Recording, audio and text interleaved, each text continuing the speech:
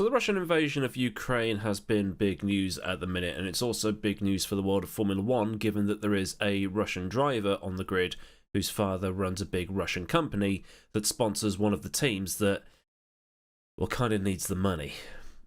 And it seems that Haas is bad luck Brian when it comes to sponsorship, given that they've already had a bit of a kerfuffle with the Rich Energy brand, with the team being left in limbo during the 2019 season. But on the bright side, that was easy views and ad revenue for us YouTubers. But in all seriousness though, the conflict between Russia and Ukraine has left the Haas team in serious jeopardy because, well, there's been a lot of economic sanctions put on Russia that directly affects the Haas F1 team. So you might have heard about the sanctions being put on Russia on the news, or someone you might know might have mentioned it. It's basically fighting a war with money rather than with tanks and MiG-29s.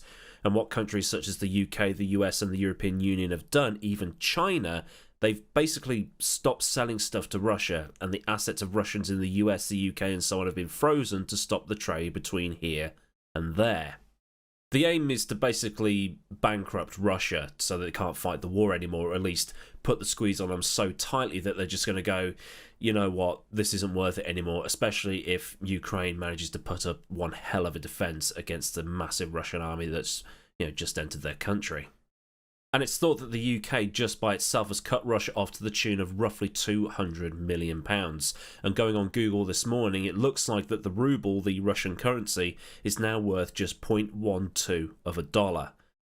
And if China is cutting you off and telling you to chill the hell out, you fucked up.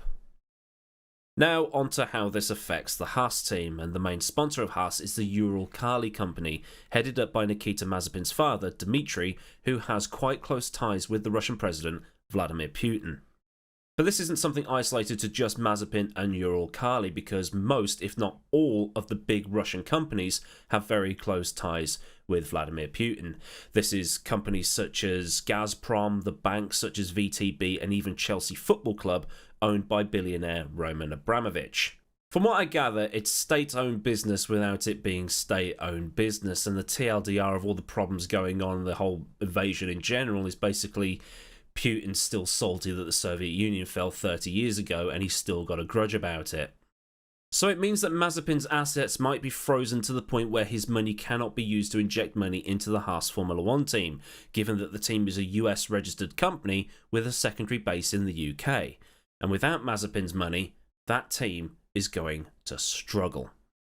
And also, as I load up my browser to do the typey for this episode of Pressing Issues, it's just popped up that the Russian Grand Prix has indeed been cancelled because of the invasion, obviously. And this is on top of UEFA moving the Champions League final away from St. Petersburg, and they've just announced that they're moving that to Paris, also because of the invasion. But for some reason, Russia is still allowed to take part in Eurovision, so if ever there was a reason not to watch that, it's now. So what does Haas do? Well, there's only really two options, and number one of those is to, just find a new sponsor, preferably within the US or the UK or the European Union, maybe in Australia or Japan, who knows, but as is always the case in some of these videos, it's not as simple as just do this, just do that, something that I've talked about on many occasions before. So finding a new sponsor is going to be pretty difficult, especially given that we're, 2 weeks before the start of the season? 3 weeks before the start of the season? The other option, which is worst case scenario and probably what they might have to lean towards, is sell. And they might already have a buyer lined up. Michael Andretti. Now, late last year I covered the news that Andretti was looking to buy the Sauber team or enter as a whole new entity, and recently announced that he was looking at entering in 2024, subject to FIA approval, that is.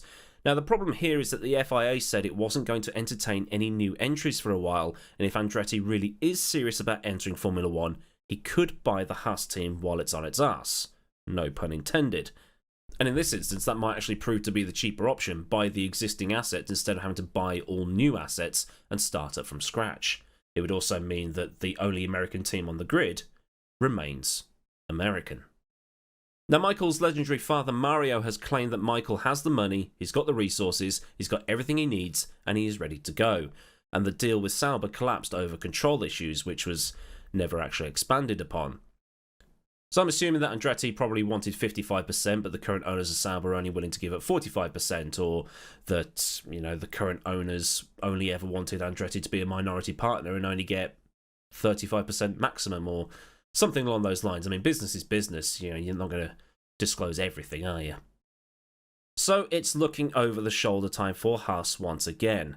First Rich Energy, then Grosjean and Magnussen racking up the repair bills, then a terrible 2021, and now economic sanctions against the main sponsor. It never rains, it pours. And I'm sure there will be the inevitable, but what about Saudi Arabia? But what about Qatar? But what about China? What about Texas with the stuff regarding transgender people over there that's going on at the minute? And yes, there are other countries doing despicable things right now, and it's a very, very tricky situation.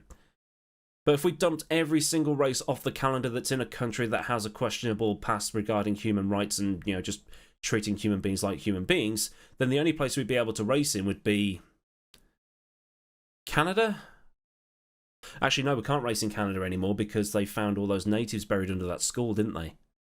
So, I'd like to know what you think.